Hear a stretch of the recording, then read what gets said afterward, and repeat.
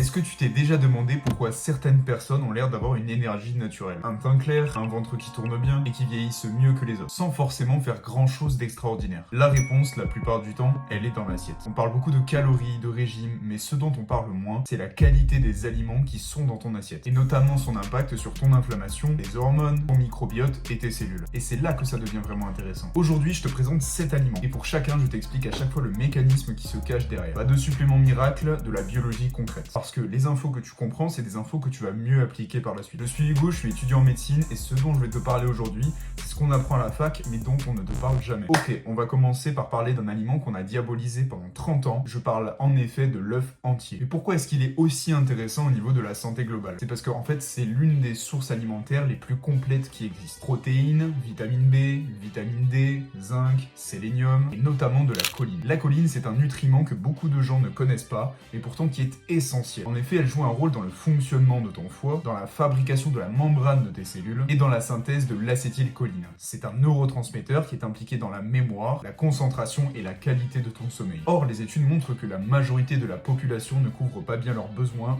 en choline, notamment parce qu'on évitait le jaune d'œuf qui est une excellente source alimentaire. Ok, mais concernant la question du cholestérol, où est-ce qu'on en est? Les études ont montré que la majorité des personnes qui sont en bonne santé, lorsqu'elles consomment des œufs sur le long terme, ne vont pas augmenter leur risque de maladie cardiovasculaire. Donc ce que tu retiens, c'est que pour la majorité des personnes, une consommation de 1 à 3 œufs par jour, c'est totalement ok. Les sardines, deuxième aliment. Je les mets avant le saumon pour deux raisons principales. La première, ça coûte moins cher et la deuxième, c'est moins contaminé en métaux lourds. Et nutritionnellement, au moins aussi intéressant. Les sardines sont une source exceptionnelle d'oméga 3. Ces acides gras ont un rôle démontré sur la réduction de l'inflammation dans ton corps. Inflammation qui peut être responsable de diabète, de maladies cardiovasculaires, de troubles neurocognitifs et plein d'autres pathologies. Les oméga 3 du coup agissent comme un frein biologique à cette inflammation. Et tout ça sans oublier que les sardines sont aussi une super source de vitamine D, de calcium, de vitamine B12, etc. Ce que tu retiens, 2 à 3 portions par semaine, c'est parfait. Aliment 3, les légumineuses. Donc déjà les légumineuses, ça comprend les pois chiches, les lentilles, les haricots, etc. Alors pourquoi est-ce qu'elles sont aussi intéressantes? La première chose, c'est parce qu'elles ont un indice glycémique qui est plutôt bas. Qu'est-ce que ça veut dire concrètement? Tout simplement que ça permet de libérer du glucose, mais de manière très lente, en évitant les pics de glycémie,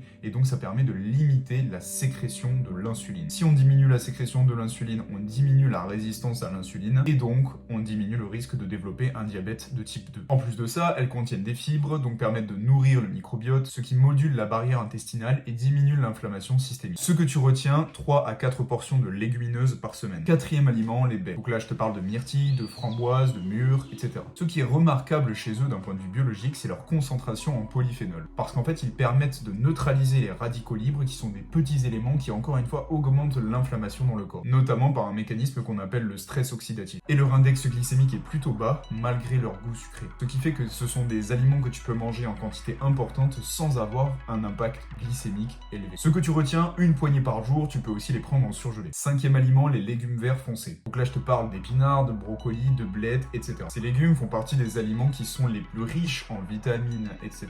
par calorie consommée. Notamment, on retrouve du magnésium, du calcium, de la vitamine K et des folates. Tu peux en manger une portion par jour, peu importe la forme. Sixième aliment, l'huile d'olive extra vierge. Et je vais t'expliquer pourquoi c'est probablement l'un des aliments les plus documentés au niveau scientifique. L'huile d'olive est le pilier du régime méditerranéen. C'est le régime alimentaire le plus étudié en termes de santé globale et de santé cardiovasculaire. Il contient du polyphénol, qui est donc un anti-inflammatoire, et il est aussi très riche en acide oléique, qui est un acide gras monoinsaturé qui améliore le profil lipidique sanguin. Par cette combinaison, on a une réduction très importante du risque de maladie cardiovasculaire, et ça a été notamment documenté avec des études de cohorte qui ont prouvé le résultat sur le long terme. Ce que tu retiens, c'est 2 à 3 cuillères à soupe par jour, crue de préférence. Le dernier aliment, c'est le thé vert, et non, c'est pas juste une boisson sympa. Celui-ci favorise le BDNF. C'est le facteur neurotrophique du cerveau. C'est en fait une protéine qui stimule la croissance du cerveau et qui limite la destruction des neurones. C'est un peu l'engrais du cerveau, quoi. C'est une protéine qui vient lutter contre le déclin cognitif lié à l'âge, sans oublier les effets sur la diminution du stress oxydatif via son action antioxydant. Il faut faire attention cependant à ne pas trop en consommer car ça diminue l'absorption du fer, mais en quantité modérée, il n'y a pas de problème. Donc on récapitule les 7